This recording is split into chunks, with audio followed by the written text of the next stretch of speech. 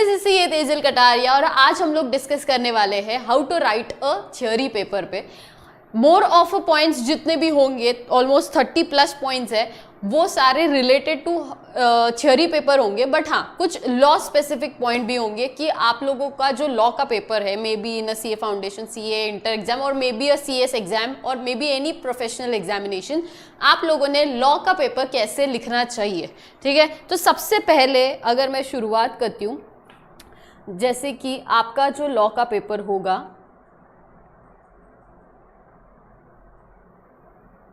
वो कुछ let's say कि ये आपका आंसर शीट है। तो सबसे पहले आप लोगों के पास ऑलरेडी आपको एक मार्जिन दिया जाता है, राइट। आप लोगों को बस इसके साइड पे एक मार्जिन ड्रॉ करना है एंड इसके साइड पे एक मार्जिन ड्रॉ करना है एंड एंड में आप एक चाहिए तो एक लाइन ड्रॉ कर दो जहाँ पर भी आपके लाइंस खत्म होते हैं। बहुत सारे स्टूडेंट्स पता नहीं कितना सारा मार्जिन छोड़ के लाइंस ड्रॉ करते हैं, which is not right, because आप लोगों के लिए मार्जिन इतना इंपॉर्टेंट, इतना बहुत ज़्यादा स्पेस लेके फिर आप लिखने के लिए इतनी सी जगह रखो, कोई सेंस नहीं बनता। आपका जो भी लिखना है, आपको जो भी question number 3, 1, A, B, C, D, whatever जो भी आपको लिखना है आप वैसे लिखो और उसके बाद you start writing your answer. ठीक है, अब दूसरी चीज़, जब भी आप लिखते हो राइट यूजिंग बुलेट्स। आप कोई भी तरीके का पैराग्राफ फॉर्म में लिखना अवॉइड करो, बिकॉज पैराग्राफ फॉर्म में जब सामने वाले को दिखता है तो वो इतना इंटरेस्ट के साथ आपका नहीं देखता है। Try to write in point wise format और आप 1, 2, 3, 4 ABCD ये सारी चीज़ों को अवॉइड करके ट्राई यूजिंग बुलेट्स। कोई भी तरीके का बुलेट आप यूज़ करो, आप जैसे आपको कंफर्टेबल हो, बट हाँ स्टार वॉटेवर जो भी आप करना चाहते हो, बट यूज करना बुलेट्स, ताकि आपको ना ही याद रखना पड़े जो आपका सीक्वेंस है ABCD का, और ना ही सामने वाला जब आप देखते हैं तो उसको ये क्लिक हो जाता है इमीडिएटली कि कितने पॉइंट्स है, तो मे बी आपको थोड़ा बहुत वहाँ पे बेनिफिट मिल सकता है। दूसरी चीज़, जब भी आप पेपर लिखना स्टार्ट करते हो, ट्राई कि आप वो जो सीक्वेंस में आपके क्वेश्चंस है आप उसी सीक्वेंस में लिखें। क्वेश्चन नंबर 1 से लेके क्वेश्चन नंबर 6, 7 जो भी आपके पेपर में है आप उसी के अकॉर्डिंगली लिखें। बहुत सारे स्टूडेंट्स सीक्वेंस को चेंज करते हैं, that is not wrong also. कि अगर आपको कोई क्वेश्चन है जो आपको बहुत अच्छे से आता है, लेट्स अज्यूम कि वो क्वेश्चन नंबर 3A है जो आपको बहुत अच्छे से आता है, तो क्वेश्चन नंबर 3 से आप स्टार्ट करो, चलेगा। बट अगर आपका प्रिपरेशन लेवल बहुत अच्छा है तो सीक्वेंस वाइज आप लिखना, क्वेश्चन नंबर 1 से लेके क्वेश्चन नंबर 6 तक। अगर आपको कॉन्फिडेंस नहीं है कि क्वेश्चन नंबर 1 आप बहुत अच्छे से लिख सकते हो, देन अवॉइड दैट एंड जो आपको सबसे बेस्ट क्वेश्चन आता है आप उसी से शुरू करना, ये सबसे पहली चीज। दूसरा, जो भी आपके क्वेश्चन नंबर्स होंगे उसके जितने भी सब क्वेश्चन थे सारे एक साथ होने चाहिए। यानी कि क्वेश्चन नंबर 3 है तो क्वेश्चन नंबर 3 का A, B, C तीनों एक साथ ही आपका बैक टू बैक होना चाहिए। ऐसा नहीं कि क्वेश्चन नंबर 3A पहले लिख दिया, फिर क्वेश्चन नंबर 2A लिख दिया, फिर बाद में वापस B पे आए, इस तरीके से मत करना। जितने भी जो भी सब क्वेश्चंस है वो सारे एक जगह पे लिखे हुए होने चाहिए। उसके बाद जब आप प्रेजेंट करते हो तो अगर आपका हैंडराइटिंग बहुत बड़ा है, ठीक है, तो ट्राई करो कि आप 1, 2 सपोज मान लो फर्स्ट पॉइंट लिख दिया, उसके सब पॉइंट सारे लिख दिए, तो एक लाइन बीच में छोड़ देना, देन सेकंड पॉइंट से आप वापस शुरू करो, फिर वापस से एक लाइन ब्लैंक छोड़ो अगर आपका हैंडराइटिंग बहुत ज़्यादा बड़ा है तो, ताकि प्रेजेंटेशन सही दिखे।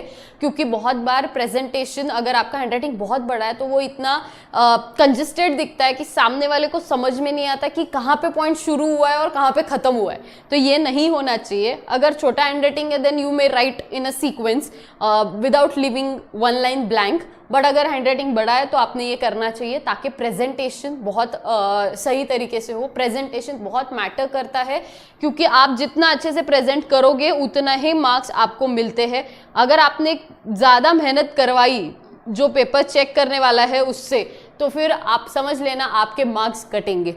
अब मैं थोड़ा सा बात कर लेती हूँ लॉ के पर्सपेक्टिव से। तो लॉ में आप लोग अगर जब भी शुरुआत करते हैं, अगर आप लोग सेक्शन नंबर आप कोट कर सकते हो तो ज़रूर करना। सेक्शन नंबर्स, केस लॉज आप कोट कर सकते हो। बट हाँ, अगर आपको सेक्शन नंबर नहीं पता है या केस लॉ का नाम नहीं पता है तो गलत सेक्शन नंबर, गलत केस लॉज मत लिखना। क्योंकि अगर आपने वो किया कि क्वेश्चन नंबर आपका जो भी क्वेश्चन पूछा है वो पार्टनरशिप के में भी सेक्शन 30 पे पूछा है which is related to minor, और आपने वो सेक्शन नंबर की जगह पे आपको याद नहीं आया, आपने कोई और ही सेक्शन नंबर नंबर लिख दिया, तो आपका सपोज सेक्शन 28 लिख दिया जो पार्टनरशिप है होल्डिंग आउट का है, आपने वो क्वेश्चन वो सेक्शन नंबर लिखा, आप प्रोविजन माइनर के रिलेटेड लिख रहे हो, तो वो मिसमैच हो जाएगा और आपको सीधा 0 मार्क्स भी मिल सकते हैं। तो अगर सेक्शन सही याद है तो ही लिखना, वरना मत लिखना। अगर आप सेक्शन 2 को कोट कर रहे हो कहीं पर भी, तो सिर्फ सेक्शन 2 लिख के आप रुकना नहीं, उसके बाद जो भी क्लॉज नंबर आता है आपको वो याद होना जरूरी है, तो ही लिखो। वरना सबको पता है कि सेक्शन 2 में सारे डेफिनेशंस होते हैं, तो सिर्फ सेक्शन 2 लिखना won't be a right choice. बहुत सारे स्टूडेंट्स को मैंने देखा है सिर्फ सेक्शन 2 लिख देते हैं और छोड़ देते हैं, तो ये चीज़ें मत करना रिलेटेड टू लॉ। अगर मैं और थ्योरी से या प्रेजेंटेशन से रिलेटेड अगर मैं कुछ पॉइंट्स बोलती हूँ, तो बहुत सारे स्टूडेंट्स को मैंने देखा है वो फर्स्ट पॉइंट लिख देते हैं, उसके बाद इमीडिएटली उसके बाद यहाँ से स्टार्ट करेंगे, ठीक है, और यहाँ पे इस तरीके से लिख देते हैं, और ये पूरा जितना भी है इसके नीचे का जितना भी स्पेस है वो पूरा ब्लैंक छोड़ देते हैं। वो बहुत गलत तरीका है, वहाँ पे आपको सोने के लिए या आपको आंसर का लेंथ बढ़ाना है, इसलिए ऐसी हरकतें मत करना, सामने वाले को समझ जाता है। तो अगर आपको लिखना है आप एक पूरा पॉइंट लिखो, फर्स्ट पॉइंट पूरा लिखो, वो उसके बाद आप यहाँ पे एरो करके आप ये पूरा ब्लैंक छोड़ दो, इसके बाद directly start from the next line, इस तरीके से आपको लिखना है। अगर आपके इसी पॉइंट में आपको और सब पॉइंट्स लिखना है तो थोड़ा और अंदर से आप इस तरीके से स्टार्ट कर सकते हो, फिर वापस से मेन पॉइंट पे आ सकते हो। इस तरीके से आपका प्रेजेंटेशन होना चाहिए, तो ही वो सही प्रेजेंटेशन लगता है, अदरवाइज वो सही प्रेजेंटेशन नहीं होगा। नेक्स्ट चीज, जब भी आप कोई भी चीज़ों को कट करते हो, सपोज आपने कुछ भूल चुके हो, ठीक है, आपने कुछ लिखा और आपको ऐसा लगा नहीं ये गलत लिखा है मैंने, तो अगर आपको पूरा का पूरा पैराग्राफ कट करना है, सीधा बस एक कट मार देना, या तो फिर आप इस तरीके से उसको बस एक पेंसिल से कट कर सकते हो, या तो फिर आप उसको बस इस तरीके से कट करना। बहुत सारे स्टूडेंट्स क्या करते हैं मैं दिखाती हूँ आपको, बहुत सारे स्टूडेंट्स ऐसा कट मारने की जगह पे इस तरीके से गंदा करते हैं, कोई तो वर्ड लिखा है उस पर इस तरीके से या ऐसा ऐसा करके या ऐसा ऐसा ऐसा करके, बहुत गंदा दिखता है वो मत करना। ओवरराइट अगर आपको करना है तो इस तरीके से बिल्कुल भी नहीं करना चाहिए, आप सीधा कट कर दो जो आपको कट करना है। उसके बाद आपने जो भी लिखा है, सपोज मान लो मैंने वर्ड लिखा है Indian Contract act, let's say contract act, अब मुझे कॉन्ट्रैक्ट एक्ट नहीं लिखना था, मुझे पार्टनरशिप लिखना था, तो सीधा इसको कट करके यहाँ पे यू राइट आगे पार्टनरशिप एक्ट, ठीक है, मतलब जो भी आपको लिखना है वो उसके आगे लिखो, आप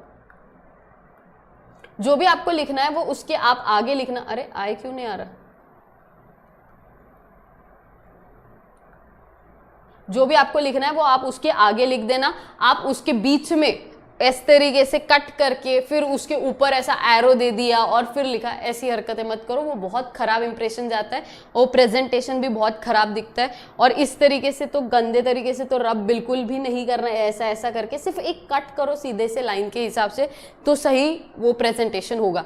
जितना आप कोशिश करो उतना ट्राई करो कि आप जितनी भी कोशिश कर सकते हो आप 100 मार्क्स का पूरा पेपर अटेम्प्ट करो, क्योंकि आपको जो भी मार्क्स मिलेंगे थ्योरी पेपर में आउट ऑफ कभी भी कोई देगा, इस पे डाउट है। बहुत सारे जो भी चेक करने वाले होते हैं वो आधे से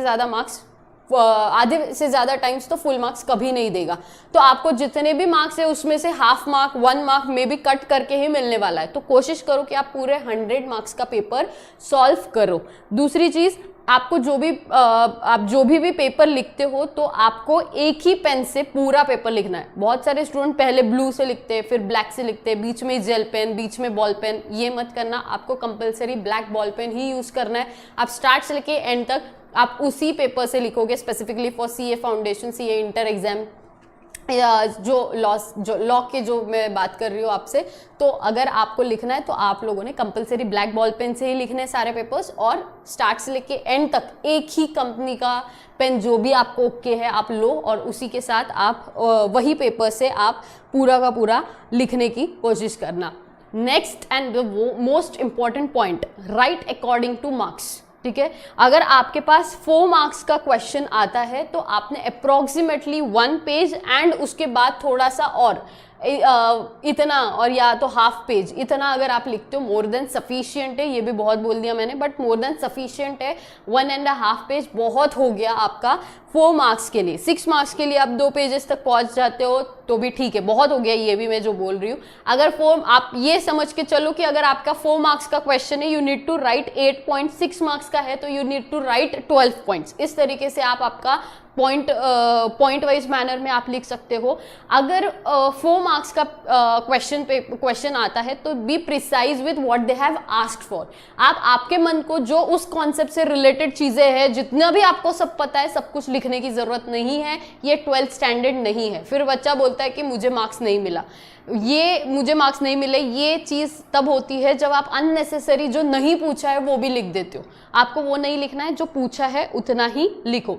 अगर 6 मार्क का क्वेश्चन है तो सबसे पहले तो आपने ग्राफ ड्रॉ करना है। या तो पहले आप इंट्रोडक्शन लिख दो, 2 लाइन 3 लाइन का इंट्रोडक्शन होना चाहिए।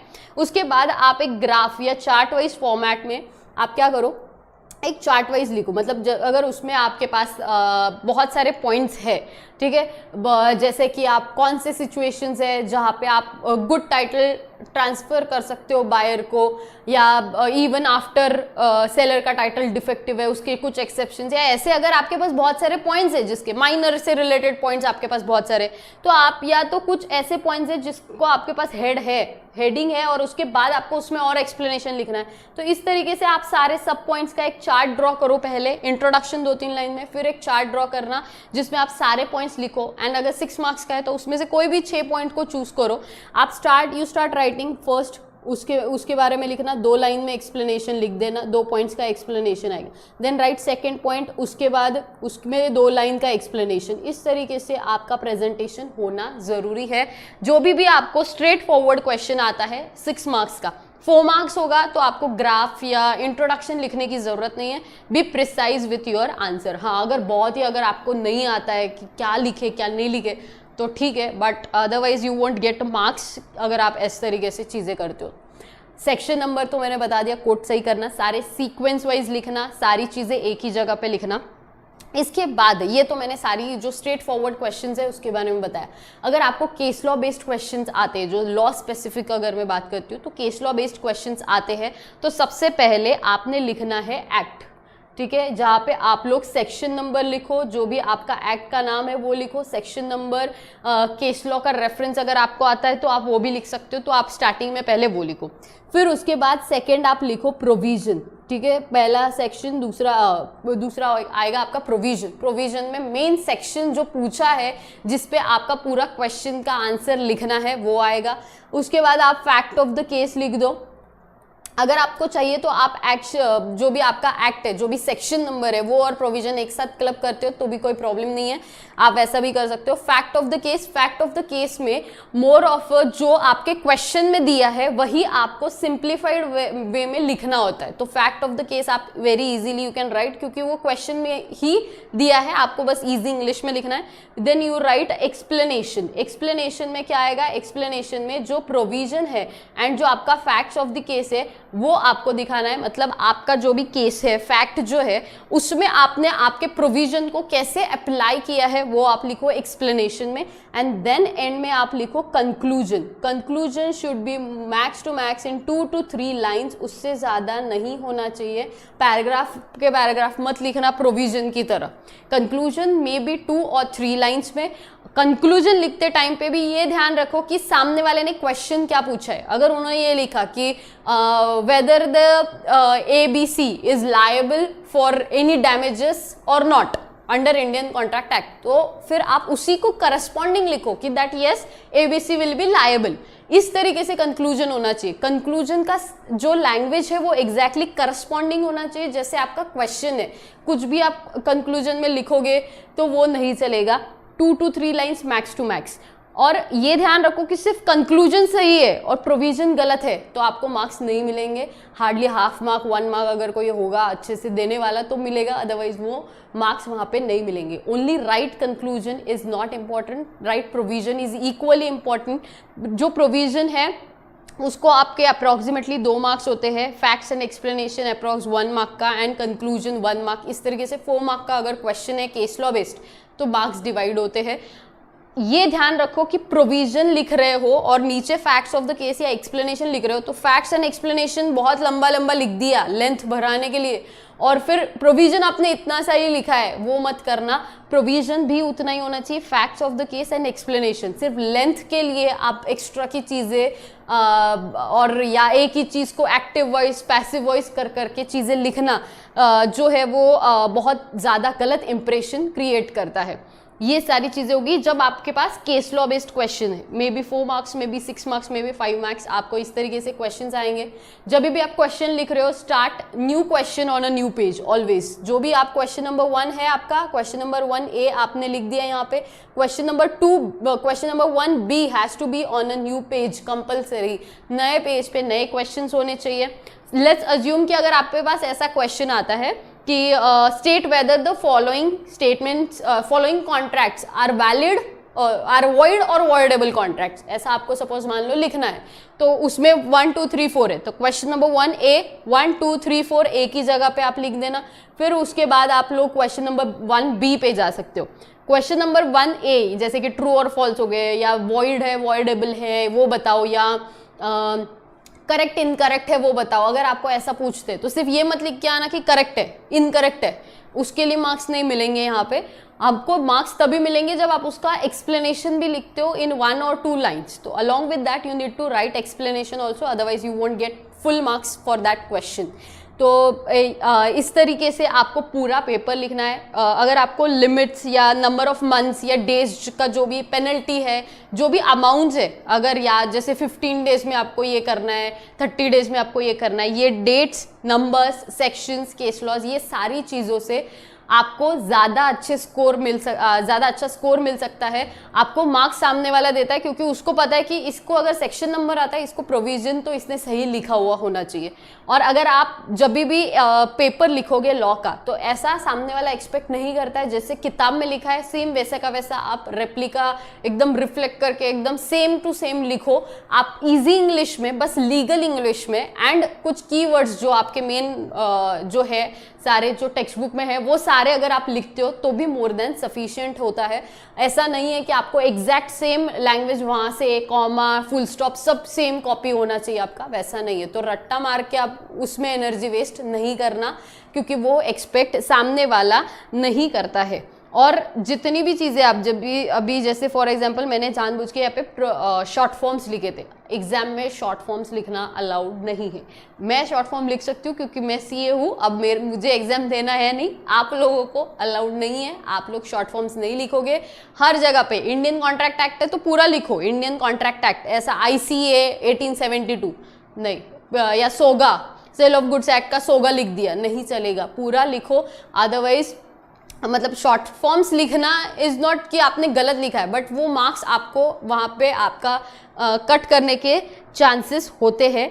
तो इस तरीके से I guess I have covered almost all the points. मैंने कुछ भी ऐसा नहीं छोड़ा जो मैं आपको बताना चाहती थी और मैंने नहीं बताया हो। Let me know in a comment section कि आप लोगों को और कौन से टॉपिक्स है जिस पे आपको मुझसे वीडियो चाहिए। मैंने इसमें बहुत सारी चीज़ें कवर करने की कोशिश करी, जैसे सीक्वेंस में लिखो, पॉइंट वाइज फॉर्म में लिखो, पैराग्राफ नहीं, सेक्शन नंबर्स, गलत सेक्शंस को कोट नहीं करना है, नए क्वेश्चन को नए पेज पे, कैसे केस लॉ बेस्ड क्वेश्चन लिखने, कैसे स्ट्रेट फॉरवर्ड क्वेश्चंस लिखने हैं, प्रेजेंटेशन एंड ऑल दैट। अगर डिफरेंस वाले पॉइंट्स क्वेश्चंस आते हैं तो आप लोगों ने टेबल फॉर्मेट में लिखना कंपलसरी है, पैराग्राफ फॉर्म में मत लिखना कोई भी। जैसे for example partnership and LLP का आपको डिफरेंशिएशन पूछा है तो आप कॉलम वाइज लिखो पार्टनरशिप एंड LLP और उसके कोई जो भी पॉइंट्स आपको लिखने हैं वो। तो इस तरीके से 3 कॉलम्स होने चाहिए और उसमें आपका डिफरेंस वाले पॉइंट्स होने चाहिए। आप पैराग्राफ फॉर्म में लिखोगे तो गलत इंप्रेशन जाता है और सामने वाला मे भी पढ़े भी ना, मेरे जैसा होगा तो फॉर श्योर नहीं पढ़ेगा। और यहाँ पे आपकी लैंग्वेज चेक करी जाएगी, आप प्रिसाइज लिखो। ये 12th स्टैंडर्ड नहीं है कि आपने DDLJ की स्टोरी लिख दी और चल जाएगा, इस तरीके से चीज़ें मत करना। और अगर आपको कोई भी और टॉपिक है जिस पे आपको मुझसे वीडियो चाहिए या कोई क्वेश्चंस है तो आप कमेंट सेक्शन में बताओ एंड लेट मी नो कि आप लोग को ये वीडियो कैसा लगा। And till the next video, all the very best for your exam and preparation and see you, take care, bye bye.